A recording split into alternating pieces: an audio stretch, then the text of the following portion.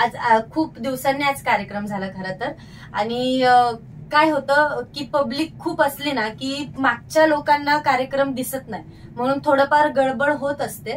तो काही विषय नाही, पण कार्यक्रम छान झाला. थोडासा गोंधळमुळं आणि पब्लिक जास्ती असल्यामुळं मी कार्यक्रम तिथल्या तिथं बंद केला. आणि महिला वर्ग पण छान होत्या. महिलांचं प्रेम असंच राहू द्या नेहमी कायम. मी माईक मध्ये पण आता बोलले की जर असं काही असेल तर येऊ नका, की तुम्हाला दगडफेक करायची असेल.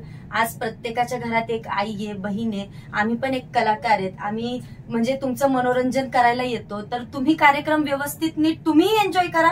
आम्हीही तुमचं मनोरंजन खूप छान करतो, तर तुम्ही असले कामं करू नका.